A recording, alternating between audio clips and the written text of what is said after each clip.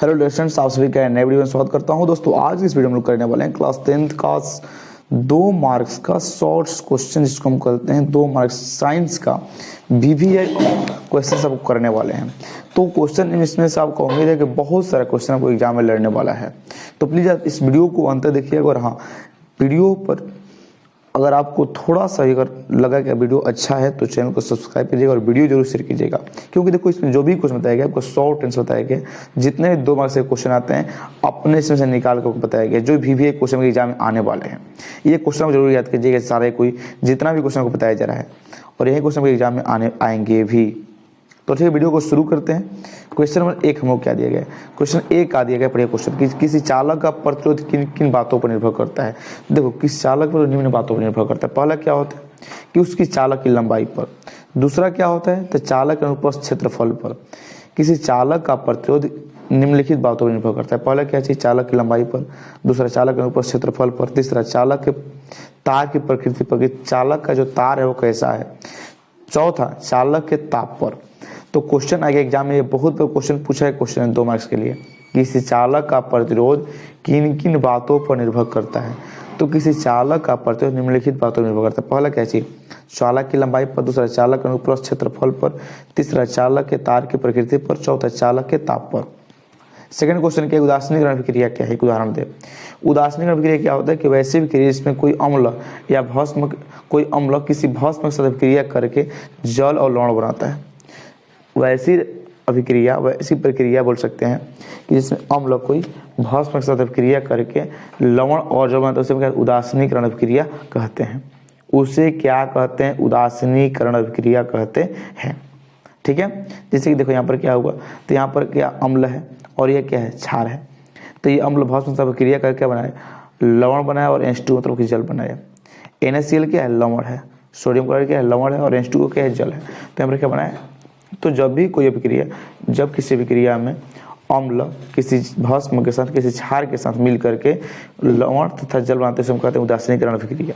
Okay, अगला question क्या है कि जस्ता के 2 यशों के नाम लिखें।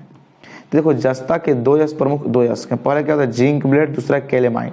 जिंक ब्लेड का सूत्र होता है ZnS और कैलेमाइन का सूत्र होता है ZnCO3। बहुत बार क्वेश्चन पूछा गया, बहुत बार जो भी क्वेश्चन बता रहे हैं आपको पूछा है क्वेश्चन। और हाँ, ये इंपॉर्टेंट क्वेश्चन है, बहुत क्वेश्चन इंपॉर्टेंट है इसमें, जो कि बार बार पूछते रहते हैं, दोहराते रहते हैं साल भर 2 साल पर।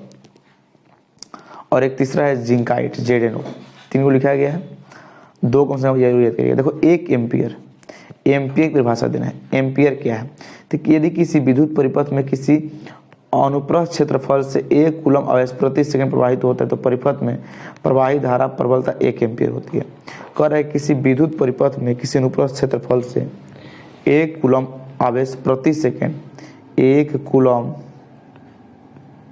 बटा सेकंड, 1 कूलम बटा सेकंड, यानी कूलम बटा सेकंड को कहते हैं एम्पियर कहते हैं। एम्पियर सूत्र कहते हैं कूलम बटा सेकंड। तो इसी को कहता है, क्या कहता है, एम्पियर कहता है। कहते हैं एम्पियर कहता है। एम्पियर क्या होता है, किसी विद्युत परिपथ में किसी अनुप्रस्थ क्षेत्रफल से 1 कूलम आवेश प्रति सेकंड प्रवाहित होता है तो परिपथ में प्रवाही धारा की प्रबलता 1 एम्पियर होती है।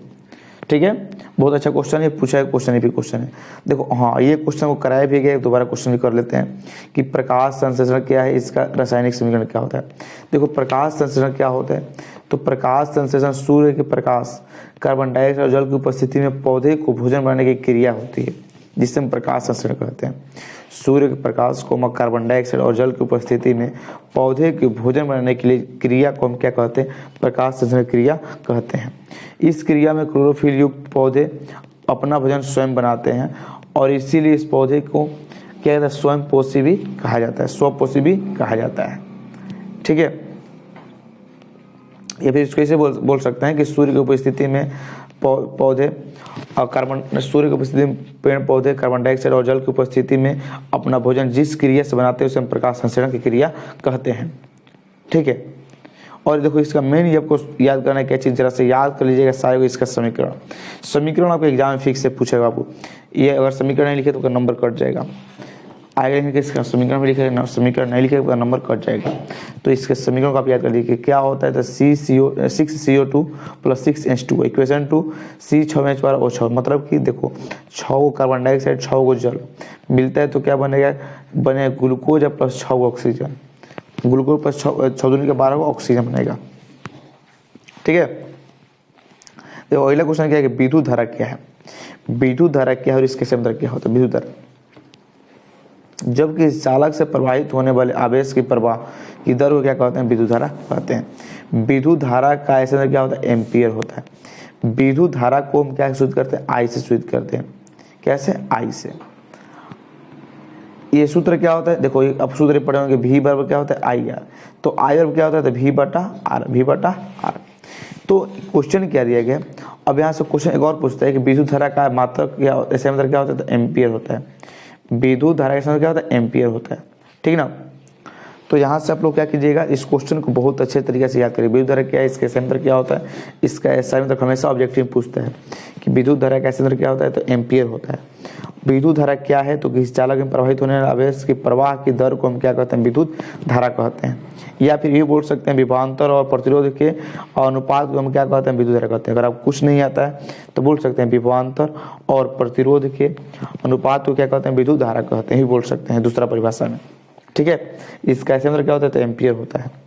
अगला क्वेश्चन है कि धातु के साथ अम्ल की विक्रिया होने पर सामान्यतः कौन सी गैस निकलती है। देखो धातु के साथ अम्ल की जब विक्रिया होती है तो कौन सी गैस निकलती है, एक उदाहरण देकर समझाएं। देखो जब कोई धातु के साथ अम्ल विक्रिया करता है तो हमेशा हाइड्रोजन गैस निकलता है। हाइड्रोजन गैस, कौन सा गैस, हाइड्रोजन गैस। एक एग्जाम्पल लेते हैं। देखो यहाँ पर जिंक के क्या है, धातु है, यहाँ पर H2SO4, यहाँ पर क्या चीज, अम्ल के साथ विक्रिया हो रहा है तो क्या निकल रहा है, ZnSO4 हो गया। यहाँ पर क्या हो गया, जिंक के साथ सल्फेट आ गया तो जिंक सल्फेट प्लस का हो गया हाइड्रोजन गैस। यहाँ पर देखो जब भी कोई धातु के साथ क्रिया होती है, जब कोई धातु अम्ल के साथ क्रिया करता है तो क्या बनता है, तो बनेगा क्या चीज, हमेशा निकले कौन सी गैस, हाइड्रोजन गैस निकलेगी। यहाँ पर भी देखो जरा सा, और 2N प्लस 2NCl, यहाँ पर सोडियम है और यहाँ पर क्या है, हाइड्रोक्लोरिक अम्ल है। अभिक्रिया जब करेगा तो क्या हो जाएगा हम लोग का, NaCl प्लस का हो गया H2, तो हमेशा निकलेगा हाइड्रोजन गैस, इसका आंसर हो जाएगा ये। यानी क्या हो जाएगा, क्वेश्चन क्या था हम लोगों का, धातु अम्ल के साथ अभिक्रिया करने पर कौन सी गैस निकलती है, तो धातु अम्ल के साथ अभिक्रिया करने पर हाइड्रोजन गैस निकलती है। कौन सा, हाइड्रोजन गैस। इसका आंसर क्या हो जाएगा, इसका आंसर समझ गए। अगला क्वेश्चन क्या हम लोग कि 1 वोल्ट को परिभाषित करें। 1 वोल्ट क्या है, देखो यदि किसी धारावाही चालक के एक बिंदु से दूसरे बिंदु तक 1 कूलम आवेश को ले जाने में 1 जूल कार्य करना पड़ता है तो उनके बीच की दूरी को विभवांतर कहा जाता है। विभवांतर को 1 वोल्ट कहा जाता है। बहुत अच्छा तरीके से जो भी परिभाषा है, बहुत शॉर्ट परिभाषा को लिखवाया गया यहाँ पर भी कि यदि किसी धारावाही चालक से एक बिंदु से किसी दूसरे बिंदु तक 1 कूलम आवेश को ले जाने में 1 जूल कार्य करना पड़ता है तो उन दोनों बिंदुओं के बीच के विभवांतर को कहते हैं 1 वोल्ट कहते हैं। अगले क्वेश्चन, निकट दृष्टि दोष किसे कहते हैं। देखो निकट दृष्टि दोष आंख का वैसा दोष जिसमें मानव को क्या होती है, तो निकट की वस्तु साफ दिखाई देगी। क्या बोलेंगे, देखो इसको अपने भाषा में सुनेंगे, निकट दृष्टि दोष क्या है। तो देखिए बोलेंगे कि आंख का वैसा दोष जिसमें मानव को निकट की वस्तु साफ दिखाई दे परंतु दूर की वस्तु साफ दिखाई नहीं देती, उसे हम क्या कहते हैं, निकट दृष्टि दोष कहते हैं। और देखो निकट दृष्टि दोष को दूर करने किस लेंस का उपयोग किया जाता है, तो किस लेंस का, तो अवतल लेंस। किस लेंस का, अवतल लेंस का। नहीं ये निकट, हाँ अवतल लेंस हो जाएगा। ठीक है, कर रखा है। कारण क्या होता है, देखो इससे पूरा क्वेश्चन का एग्जाम में आता है 4 नंबर के लिए, तो लोग पूरा लिखेगा कि निकट दृष्टि दोष क्या है, तो लिखेंगे निकट दृष्टि दोष उसको दोष कहते हैं, या फिर अपने भाषा में जो बताए थे यहाँ का वैसा दोष इसमें निकट, जिससे मानव को निकट की वस्तु साफ से परंतु दूर की वस्तु साफ नहीं दिखाई देती, उसे हम क्या कहते हैं, निकट दृष्टि दोष कहते हैं। ठीक है, उसका कारण लिखिए। कारण क्या होता है कि इसमें नेत्र लेंस की रेटिना के बीच दूरी अधिक होती है और नेत्र लेंस की फोकस दूरी क्या होती है, कम हो जाती है। तो एक हूँ लिख लीजिए तो आपका काम चलने वाला है। ये कारण हो गया। उसका ऊपर निवारण लिखना है, उपचार लिखना है। उपचार का लिखिएगा कि इस दोष को दूर करने के लिए, इस दृष्टि दोष को दूर करने के लिए उचित फोकसांतर वाले अवतल लेंस का उपयोग किया जाता है। ठीक ना। अगला क्वेश्चन है plaster of Paris. Plaster of Paris जल के साथ क्रिया के लिए एक समीकरण लिखो। देखो जब प्लास्टर ऑफ पेरिस जब जल के साथ क्रिया करता है तो वह जिप्सम बनता है। जिप्सम समझते हैं कैसे, बहुत कठोर पदार्थ बनता है, बहुत कठोर। प्लास्टर ऑफ पेरिस देखे जब किसी के ऊपर हाथ जब टूटता है तो प्लास्टर हो गया जाता है। जब प्लास्टर में वो क्या, प्लास्टर क्या पाउडर होता है, क्या होता है पाउडर होता है, जब उसमें पानी डाल देंगे, जल डाल देंगे तो बहुत कठोर बन जाता है, जिप्सम बन जाता है।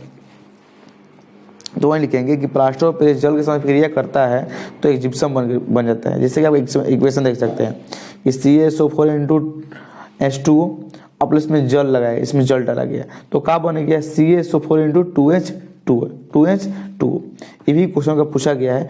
इक्वेशन को थोड़ा सा याद करना पड़ेगा, इक्वेशन आपको जरा सा याद करना पड़ेगा, ठीक है ना। तो इक्वेशन को जरूर याद कीजिएगा, ठीक है। तो इक्वेशन हम लोग याद करेंगे कि जब देखो और प्लास्टर ऑफ पेरिस को जब जल मिलाते हैं तो क्या बनता है, जिप्सम बनता है। तो जिप्सम क्या चीज, CaSO4 का whole twice plus H2O plus CaSO4 का होल ट्वाइस इंटू H2O और प्लस 3H2O जो मिलेगा तो क्या बनेगा, 2ACaSO4 इंटू 2H2O, जिसका नाम क्या हो जाएगा, जिप्सम, ठीक है। ये किसका सूत्र है, CaSO4 इंटू H2O का। ये किसका सूत्र है, ये था प्लास्टर ऑफ पेरिस, इसमें जल मिलाया गया है, ठीक है। H2 किसका सूत्र था, जल का सूत्र होता है। अगला क्वेश्चन क्या है कि शाकाहारी और मांसाहारी किसे कहते हैं, सबको पता होगा। शाकाहारी किसे कहते हैं, शाकाहारी वे जीव जो अपना भोजन पेड़ पौधे एवं पेड़ पौधे के उत्पादों से ग्रहण करते हैं, शाकाहारी कहते हैं। इसमें क्या बोल सकते हैं, इसमें बोल सकते हैं हिरण, बकरी, गाय, ये सब क्या है, शाकाहारी जीव है। और मांसाहारी क्या होते हैं, तो वे जीव जो अपना भोजन दूसरे जीवों के मांस से प्राप्त करता है, उसे हम क्या कहते हैं, मांसाहारी कहते हैं। जैसे कि बाघ, शेर, सर्प, चीता, ये सब क्या होते हैं, मांसाहारी होते हैं। ये सब क्या होते हैं, मांसाहारी। तो हालांकि सबको पता होगा। अगला क्वेश्चन कि LPG क्या है और यह एक अच्छा ईंधन कैसे है। देखो LPG क्या होता है, LPG का पूरा नाम क्या होता है, ये भी क्वेश्चन में आता है कि LPG का पूरा नाम क्या होता है, तो liquid petroleum gas, liquid petroleum gas, ठीक है। और यह क्या होता है कि ये अनवीकरणीय संसाधन है। क्या चीज, अनवीकरणीय संसाधन। अनवीकरणीय मतलब कहने का मतलब यह होता है कि इसको पुनः उपयोग में नहीं लाया जा सकता है। वैसे संसाधन जिसको पुनः उपयोग में नहीं लाया जा सकता अनवीकरणीय संसाधन कहते हैं। LPG ब्यूटेन तथा प्रोपेन का मिश्रण होता है। इसका मुख्य घटक ब्यूटेन होता है और यह एक गंधहीन गैस होता है। इसमें गंध के एथिल मरकैप्टन मिलाया जाता है जिसका उपयोग ईंधन के रूप में किया जाता है। देखो LPG एक अच्छा ईंधन क्यों है, क्योंकि इसमें क्या होता है, इसका मुख्य घटक क्या होता है, ब्यूटेन होता है। और एक इसमें क्या होता है, गंधहीन, यह जो होता है यह गैस जो LPG गैस होता है गंधहीन नहीं होता। और जो गैस होती है उसमें गंध आता है, लेकिन LPG इसमें गैस कोई भी इसमें गंध नहीं आता है। इस गंध में एथिल मरकैप्टन मिलाया जाता है जिसका उपयोग हम ईंधन के रूप में करते हैं और इसीलिए LPG का एक अच्छा ईंधन है, ठीक है। LPG गुण क्या होता है, LPG गुण क्या होता है कि LPG उष्मा का, LPG गैस चलाते हैं जिसमें उष्मा का अधिक होता है। और जो घर में उपयोग किया था वो कौन सा होता है, उसमें वही LPG है तो उसका उसमें क्या होता है, अधिक निकलता है। वह धुआं रहित होता है, उसमें धुआं नहीं निकलता है, उसमें धुआं नहीं निकलता है। उसके अलावा कैसे कि LPG जलाने पर कोई भी विषैला पदार्थ नहीं निकलता। LPG जलाएंगे तो कोई भी खराब पदार्थ, विषैला पदार्थ निकलता बाहर नहीं है। LPG और क्या, तो और LPG बहुत सस्ता भी होता है। LPG क्या होता है, सस्ता भी गैस है, इसीलिए LPG का एक अच्छा ईंधन है। ओके, अगला क्वेश्चन क्या हम लोग है कि श्वासोच्छ्वास किसे कहते हैं। श्वासोच्छ्वास किसे कहते हैं, देखो वह प्रक्रिया जिसमें जीव वातावरण से ऑक्सीजन ग्रहण करते हैं तथा कार्बन डाइऑक्साइड शरीर में से बाहर निकलते हैं। कार्बन क्या होता है, जब हम मनुष्य हैं सिंपल भाषा में, हम ऑक्सीजन क्या करते हैं अंदर डालते हैं और कार्बन डाइऑक्साइड बाहर निकालते हैं। तो यह क्रिया जो होती है यही क्रिया को श्वासोच्छ्वास कहते हैं, ठीक है। हम कौन सा गैस लेते हैं, तो ऑक्सीजन लेते हैं और बाहर क्या निकालते हैं, तो निकालते हैं कार्बन डाइऑक्साइड। तो इस क्रिया का नाम क्या है, श्वासोच्छ्वास है। ओके, अगला क्वेश्चन है विद्युत विभव से आप क्या समझते हैं। विद्युत विभव, देखो विद्युत विभव प्रति एकांक धन आवेश को अनंत से एक बिंदु तक लाने में किया गया कार्य विद्युत विभव कहलाता है। और विद्युत विभव के संदर्भ क्या होता है, वोल्ट होता है। अगला क्वेश्चन है विद्युत विभव क्या है, तो विद्युत विभव प्रति एकांक धन आवेश को अनंत से किसी एक बिंदु तक लाने में किया गया कार्य को विद्युत विभव कहा जाता है। और इसके अंदर क्या होता है, इसके अंदर वोल्ट होता है। क्या होता है, वोल्ट होता है। अगला क्वेश्चन है जाइलम फ्लोएम अंतर क्या होता है। देखो जाइलम फ्लोएम क्या होता है, देखो जाइलम जो होता है एक निर्जीव ऊतक है और फ्लोएम क्या एक सजीव ऊतक है। जाइलम क्या होता है, जल तथा खनिज के लवण या जल तथा खनिज लवण के पत्तियों तक पहुंचाता है। देखो जो जाइलम होता है या जल तथा खनिज लवण को पत्तियों तक पहुंचाता है। कहाँ से? तो नीचे से कहाँ तक? पत्तियों तक पहुंचाता है। जो अफ्लोएम होता है यह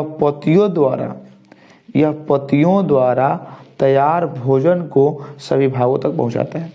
देखो जाइलम फ्लोएम पाया जाता है कहाँ पर? दोनों पाया जाता है पेड़ में पहले। तो जाइलम जो है निर्जीव ऊतक है और जबकि फ्लोएम क्या एक सजीव ऊतक है। जाइलम क्या करता है? तो जल को और खनिज लवण को पत्तियों तक पहुंचाता है। कहाँ तक? पत्तियों तक। ये मान लेते हैं पेड़ है, ये क्या है? पेड़। ठीक है, यहाँ पत्ती है, यहाँ पर सब पत्ती लगी है। तो पत्ती तक कौन पहुंचाता है? तो जल और खनिज लवण पहुंचाता है, तो ये जाइलम पहुंचाता है। और फ्लोएम क्या करता है? तो यह पत्तियों तो जब भोजन तैयार होता है तो इसको हर भाग में, उसके जड़ में, उसके तना में, हर जगह पहुंचाने का कार्य करता है। कौन? तो फ्लोएम। ठीक है। अब जाइलम क्या होता है? तो जाइलम नीचे से ऊपर जाता है, जबकि फ्लोएम ऊपर से कहाँ आता है? नीचे आता है। जाहिर से फ्लोएम का कार्य क्या है? तो यह भोजन तैयार करना और भोजन को प्रत्येक भागों में पहुंचाना। और जाइलम का काम क्या है? तो जल और लवण को पत्तियों तक पहुंचाना। ठीक है। तो ये जाइलम जो नीचे से ऊपर जाएगा, फ्लोएम ऊपर से क्या नीचे आएगा। अगला क्वेश्चन क्या है? चालक और अचालक पदार्थ क्या होते हैं? देखो चालक पदार्थ क्या होता है कि वैसे पदार्थ जिससे विद्युत धारा प्रवाहित की जा सकती है आसानी से, उसमें कहते हैं चालक पदार्थ कहते हैं। जैसे में क्या चाहिए? एल्युमिनियम, लोहा, चांदी, तांबा, ग्रेफाइट, ये सब के सब क्या होते हैं? चालक होते हैं। क्या होते हैं? चालक होते हैं। और अचालक क्या होता है कि वैसे पदार्थ जिसमें विद्युत धारा आसानी से प्रवाहित नहीं किया जा सकती, उसमें कहते हैं अचालक कहते हैं। उसे अचालक कहते हैं। जैसे में क्या हो जाएगा? लकड़ी, ईंट, मिट्टी, इसमें क्या हो जाएगा? विद्युत धारा प्रवाहित नहीं होता है, उसे हम क्या कहते हैं? अचालक पदार्थ कहते हैं, या इसको कुचालक भी कहते हैं। अगला क्वेश्चन क्या है कि पोषण किससे कहते हैं? यह कितने प्रकार का? देखो पोषण क्या होता है? पोषण एक विधि है जिससे पोषक तत्व को ग्रहण कर उनका उपयोग करते हैं, उसे हम पोषण कहते हैं। देखो पोषण क्या होता है? पोषण एक वह विधि है जिससे पोषक तत्वों को ग्रहण कर उनका उपयोग करते हैं और उसे हम पोषण कहते हैं। पोषण दो प्रकार, जीवों में पोषण जो दो प्रकार होती है, एक होती है स्वपोषी, एक होती है विषमपोषी। एक होती है स्वपोषी, क्या होती है? विषमपोषी। स्वपोषी किससे कहते हैं? कि वैसे जीव जो अपना भोजन स्वयं बनाते हैं उसे हम क्या कहते हैं? स्वपोषी कहते हैं। वैसे जीव जो अपना भोजन स्वयं बनाते हैं स्वपोषी कहते हैं। और परपोषी किससे कहते हैं? तो वैसे जीव जो अपना भोजन किसी अन्य जीव पर निर्भर करता है। वैसे जीव जो भोजन के लिए अन्य जीवों पर निर्भर रहते हैं उसे हम क्या कहते हैं? परपोषी कहते हैं। जैसे मनुष्य, बाघ, शेर, चीता, ये सब क्या हो जाएगा? परपोषी में। जबकि पेड़ पौधे क्या होते हैं? स्वपोषी में। तो स्वपोषी में क्या हो जाएगा? पेड़ पौधे हो जाएंगे, जबकि परपोषी में मनुष्य, जानवर जो भी होता है सबके सब क्या होता है? परपोषी होता है। ठीक है। अगला क्वेश्चन ये उत्तल दर्पण और अवतल दर्पण में अंतर प्रश्न। बहुत अच्छा क्वेश्चन है, बहुत अच्छा क्वेश्चन। जब भी आपको अंतर आएगा साफ मंत्र मार के ये काम कर लेना, मतलब एक तरफ अवतल एक तरफ उत्तल। तो उत्तल दर्पण पहले क्या पढ़ेंगे? दोनों में लिखेंगे। सिंपल सा हम बताएं, एक बात आपको रियल बात, तो पहले लिखिएगा अवतल तब उत्तल है। इसमें उल्टा लिखिए, इसमें उत्तल लिखा गया, इसमें अवतल है। तो क्या है? उत्तल दर्पण का परावर्तक उभरा हुआ रहता है। ऊ मतलब उठा हुआ, मतलब उत्तल का परावर्तक स्तर क्या होता है? उठा हुआ रहता है। क्या होता है? उठा हुआ। तो इसलिए इसे क्या हो जाएगा? उत्तल ऐसा होता है, ये तो इसका उठा हुआ है कि नहीं, और अवतल ऐसा होता है, तो इसका परस्पर धंसा हुआ है। तो बोलेंगे अवतल दर्पण का परावर्तक स्तर क्या धंसा हुआ रहता है, और उत्तल क्या होता है? उठा हुआ रहता है। दूसरा, उत्तल दर्पण में हमेशा काल्पनिक बनता है, जबकि अवतल में वास्तविक और काल्पनिक दोनों बनता है। उत्तल में क्या होता है? तो इसमें हमेशा छोटा प्रतिबिंब बनता है। कैसे? छोटा। इसमें क्या बनता है? तो इसमें बड़ा और छोटा दोनों प्रतिबिंब बनता है। किसमें? अवतल में। अवतल में बड़ा और छोटा दोनों प्रतिबिंब बनता है। ठीक है। उसके अलावा एक दो और अंतर लिख लेंगे। उत्तल में क्या होता है? तो सीधा प्रतिबिंब बनता है। देखो जिसमें काल्पनिक हो तो बोल देंगे सीधा बन रहा है, उसमें तो कोई दिख थोड़ा रहा है, तो बोलेंगे सीधा बनता है। जबकि अवतल में क्या होता है? सीधा उल्टा दोनों बनता है। इसमें सीधा उल्टा दोनों बनता है। कारण क्या है? क्योंकि इसमें वास्तविक और काल्पनिक दोनों बनता है, इसलिए क्या होता है? इसमें सीधा उल्टा दोनों प्रतिबिंब बनते हैं। इसका दृष्टि क्षेत्र बड़ा होता है और इसका दृष्टि स्तर क्या होता है? छोटा होता है। किसका? अवतल का दृष्टि स्तर छोटा होता है, जबकि उत्तल क्या होता है? बड़ा होता है। अगला क्वेश्चन क्या है कि हरे पेड़ पौधे को उत्पाद क्यों कहते हैं? देखो हरे पेड़ पौधे उत्पाद इसलिए कहा जाता है कि हरे पेड़ पौधे कार्बन डाइऑक्साइड, जल, हरित लवक तथा सूर्य प्रकाश की उपस्थिति में अपना भोजन तैयार करते हैं तथा दूसरे जीवों के लिए भोज्य पदार्थों का निर्माण करते हैं। इसीलिए हरे पेड़ पौधों को उत्पाद कहा जाता है। उत्पादक किसे कहते हैं? जो उत्पादन करता है।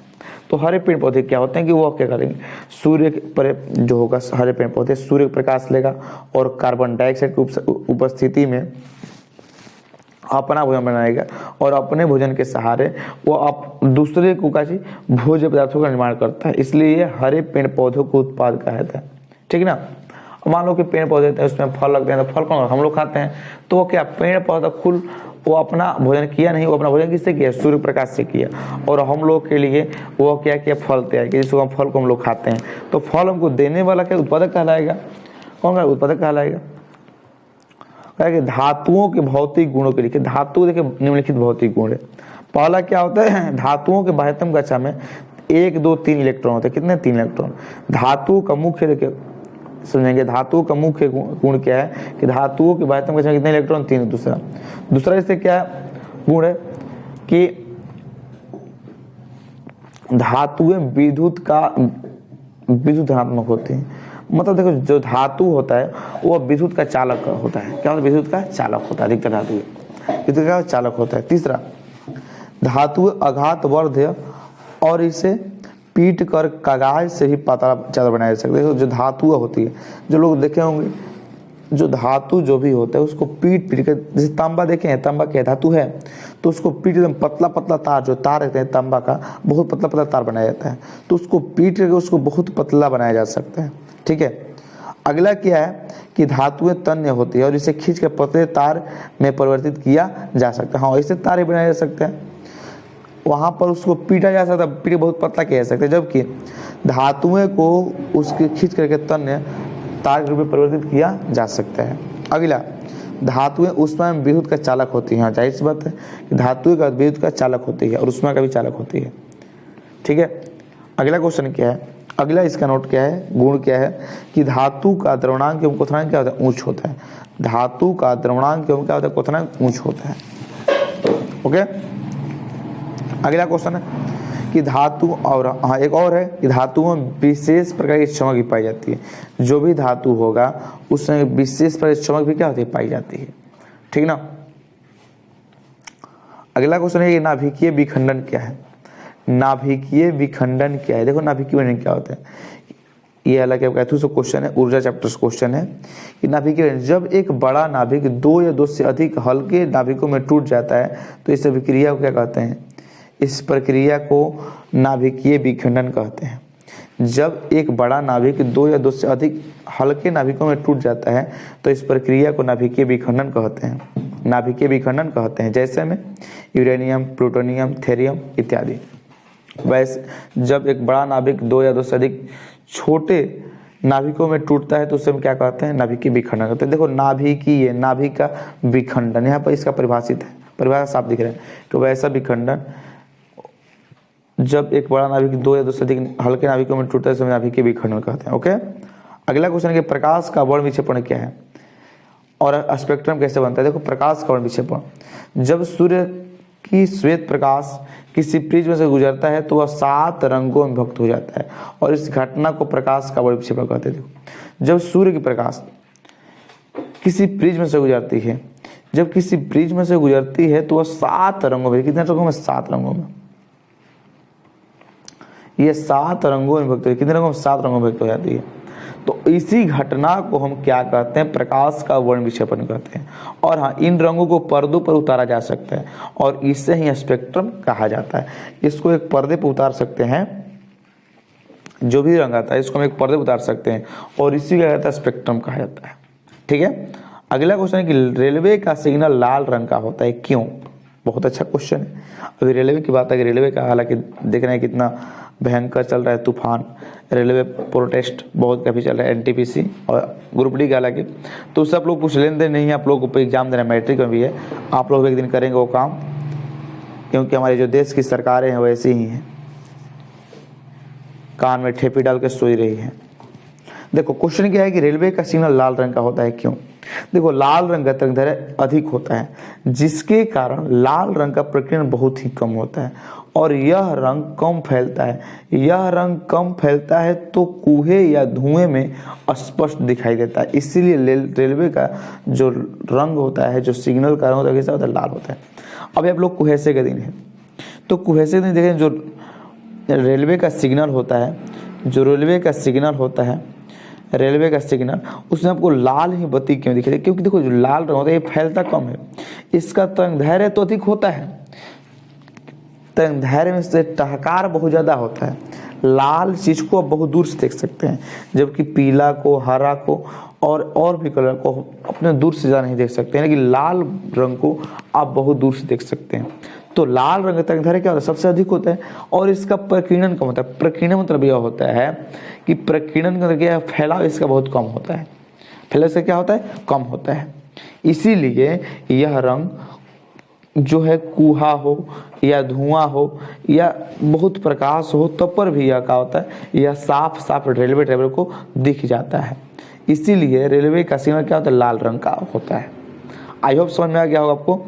अगला क्वेश्चन है कि धोबिया सोडा और बेकिंग सोडा में अंतर स्पष्ट करें। धोबिया मतलब धोने वाला, बेकिंग मतलब खाने वाला। इसको इसे बोल सकता है कि धोने वाला और खाने वाला सोडा में अंतर स्पष्ट करें। देखो, धोने वाला सोडा, धोबिया सोडा का रासायनिक सूत्र क्या होता है? Sodium bicarbonate, sodium bicarbonate.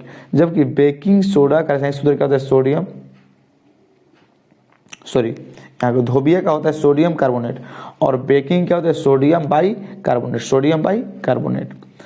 और क्या होता है? देखो, धोबिया सोडा का उपयोग क्या होता है? तो इसका उपयोग किया जाता है धोने में, किया जाता है कपड़ा धोने में किया जाता है। जबकि बेकिंग सोडा का उपयोग जो होता है खाद्य सामग्री बनाने में, मतलब कि आपको भोज्य बनाने में किया जाता है, भोज्य पदार्थों में किया जाता है इसका उपयोग।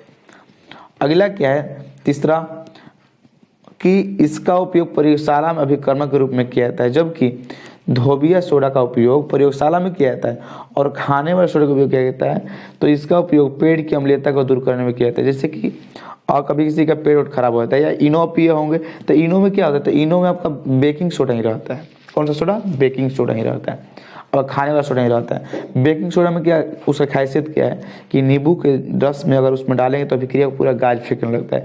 जिस प्रकार आप लोग पीते हैं क्या चीज़?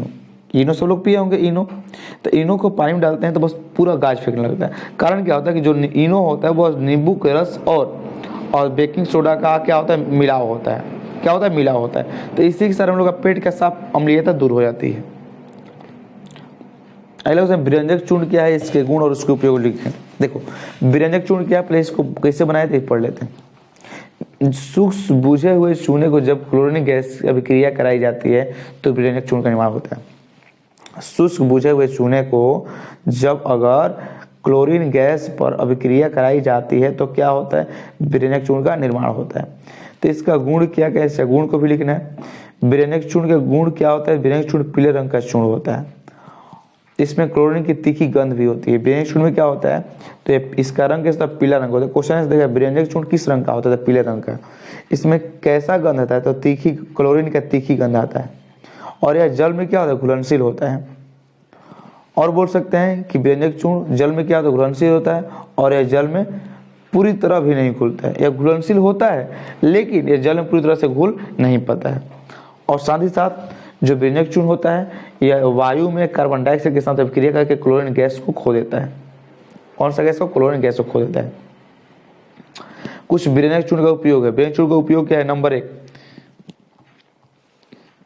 पहला उपयोग है कागज तथा कपड़ों के उद्योग में। दूसरा, पेयजल रोगाणु को नष्ट करने में। तीसरा है कि क्लोरोफॉर्म बनाने में। किसको? क्लोरोफॉर्म बनाने में। ठीक है, विरंजक चूर्ण का उपयोग आप याद कर लीजिएगा, ये एग्जाम में आता है फिक्स है। जो भी क्वेश्चन होता है एग्जाम में आने वाला क्वेश्चन है, ठीक ना। अब हम लोग का बहुत अच्छा क्वेश्चन आ गया, ओम का नियम क्या है। देखो, ओम का नियम के वीडियो पर वो डाला गया था, देख लीजिएगा। ओम का नियम क्या है? स्थिर ताप पर या अचर ताप पर, इसको बोलते हैं स्थिर या अचर बातें के। अचर ताप पर किसी चालक से प्रवाहित होने वाली धारा उसके सिरों के बीच की विभवांतर क्या समानुपाती होती है।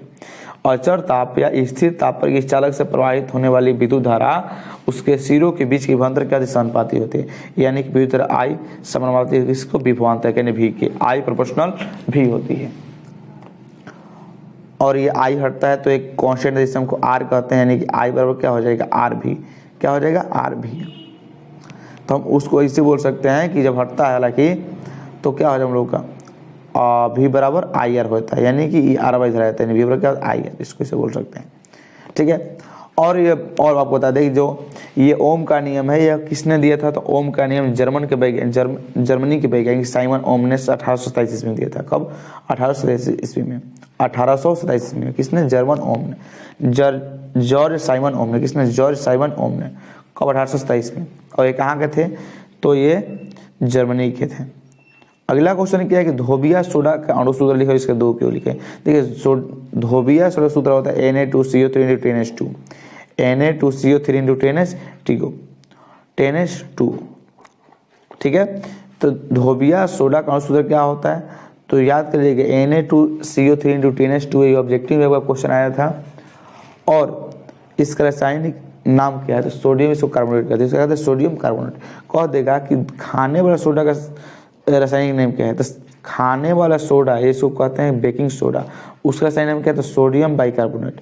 और इसका नाम क्या है? तो सोडियम कार्बोनेट। याद कीजिएगा, ये फर्क पड़ता है। धोने वाला सोडियम कार्बोनेट, खाने वाला सोडियम बाइकार्बोनेट। अगला क्वेश्चन क्या है? और इसे अमोनिया सोडा या सॉल्वे विधि द्वारा तैयार किया था। हाँ, कह देगा कि सोडियम कार्बोनेट को यानी धोने वाला सोडा किस विधि द्वारा उपयोग किया जाता है? तो किस विधि द्वारा? तो इसे किया जाता है सोडा विधि या सॉल्वे विधि द्वारा। किस विधि द्वारा? सोडा विधि या सॉल्वे विधि द्वारा। इसका उपयोग क्या होता है? तो इसका उपयोग पहला बोल देंगे कि होता है कपड़ा धोने में, दूसरा उपयोग कागज, साबुन आदि बनाने में, और भी इसका कुछ उपयोग है प्रयोगशाला के अभिकर्मक के रूप में, प्रयोगशाला में अभिकर्मक के रूप में। ठीक है, अगला क्वेश्चन क्या है कि चुंबकीय क्षेत्र रेखाओं के दो गुणों के लिखो। देखिए चुंबकीय क्षेत्र रेखाओं के दो निम्नलिखित गुण है। पहला गुण क्या होता है? तो बहुत गुण है, कम से कम वो दो ही को लिखना है, 2-3 को यह जरूर करना है। पहला गुण क्या होता है? ये देखो, चुंबकीय जो रेखाएं होती, चुंबकीय क्षेत्र रेखाएं कभी एक दूसरे को नहीं काटती हैं। दूसरा क्या हो जाएगा?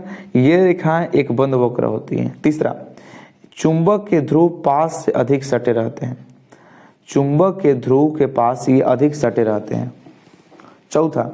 चौथा क्या है कि एक ही दिशा में गमन करते हुए ये एक दूसरे को विकर्षित करते हैं। पांचवा, चुंबक के बाहर यह उत्तर से चलकर दक्षिण ध्रुव में आती है तथा चुंबक के भीतर दक्षिण ध्रुव से उत्तर ध्रुव की ओर आती है। तो इसका आंसर यही हो जाएगा। क्वेश्चन नंबर बहुत आसान, बहुत इंपॉर्टेंट क्वेश्चन है कि चुंबकीय क्षेत्र रेखाओं के गुणों को लिखें। दो को देगा तो दोनों में देगा, कम से कम तीनों लिखेगा, कम से कम तीनों लिखिएगा, कम से कम तीनों लिखिएगा। ठीक है, अगला क्वेश्चन है प्रतिरोध और विभवांतर के शब्द क्या होता है? देखो प्रतिरोध क्या होता है? ओम। प्रतिरोध क्या होता है? ओम। और विभवांतर क्या होता है? वोल्ट। क्या होता है? वोल्ट। तो प्रतिरोध का शब्द क्या होता है? ओम होता है। विभवांतर क्या होता है? वोल्ट होता है। अगला क्वेश्चन है कि विद्युत लैंपों के तंतुओं के निर्माण में प्रायः एकमात्र टंगस्टन का उपयोग किया जाता है। क्यों? विद्युत लैंप जो होता है, विद्युत बल्ब जो होता है, उसके तंतु जो बना होता है किस टंगस्टन से बना होता है। तो उसमें टंगस्टन का उपयोग क्यों किया जाता है? यही क्वेश्चन है। देखो विद्युत लैंप के तंतुओं के निर्माण में प्राय टंगस्टन का ही एकमात्र उपयोग किया जाता है, क्योंकि टंगस्टन जो होता है यह टंगस्टन से निर्मित फिलामेंट का गलनांक जो होता है वो बहुत उच्च ताप होता है, लगभग 3380 डिग्री सेल्सियस रहता है, जिससे यह पिघलता नहीं है। बल्ब के अंदर अक्रिय गैस भर दिया जाता है, क्योंकि ताकि फिलामेंट ऑक्सीकरण ना हो सके तथा टंगस्टन का उच्च ताप पर वाष्पन भी ना हो। देखो क्वेश्चन एक तरह से ये भी दो तरह का क्वेश्चन पूछेगा कि बल्ब के अंदर टंगस्टन का उपयोग क्यों किया जाता है? टंगस्टन का उपयोग क्यों? देखो तो क्योंकि देखो तंतुओं के निर्माण में प्रायः टंगस्टन का उपयोग इसलिए किया जाता है क्योंकि टंगस्टन के जो फिलामेंट के जो गलनांक होता है बहुत काफ़ी ऊंच होता है, बहुत काफ़ी क्या होता है? ऊंच होता है, लगभग 3380 डिग्री सेल्सियस, जिसके कारण यह क्या होता है? पिघलता नहीं। कितना हो वोल्टेज दीजिए। और उसके अंदर कौन सी गैस भरी रहती है? उसके अंदर अक्रिय गैस भरी रहती है। विद्युत बल्ब के अंदर कौन सी गैस? अक्रिय गैस भरी रहती है, जिसके कारण क्या होता है कि फिलामेंट का ऑक्सीकरण नहीं हो सकता है। ठीक है, तो आप इस क्वेश्चन को बहुत अच्छे तरीके से याद कर लीजिएगा, इसको स्क्रीनशॉट, सारे क्वेश्चन स्क्रीनशॉट ले लीजिएगा। अगला क्वेश्चन हम लोग नहीं है, आज हम लोग का इतना ही, बस सेशन को ख़त्म करते हैं। और हाँ दोस्तों, अगर चाहते हैं कि मैट्रिक में आपको बहुत कुछ बेहतर अंक आए तो जितना क्वेश्चन करा रहे हैं सारे क्वेश्चन को याद कर लीजिए, सारे क्वेश्चन को। और ये क्वेश्चन बहुत ही आपको आसान भाषा में कराया जा रहा है। ठीक है, आई होप अगर वीडियो आपको अच्छी लगी हो तो चैनल को सब्सक्राइब कर लीजिएगा। और हाँ वीडियो को एक ज़रूर लाइक कीजिएगा सारे कोई। और अपने मित्र के पास इस वीडियो को शेयर सभी को कीजिए, क्योंकि देखो ये बहुत काफ़ी इंपॉर्टेंट क्वेश्चन है। इससे वो क्वेश्चन बहुत क्वेश्चन लड़ने वाले हैं, बहुत क्वेश्चन। ठीक है, तो फिर मिलते हैं अगले वीडियो, तब तक सभी को जय हिंद।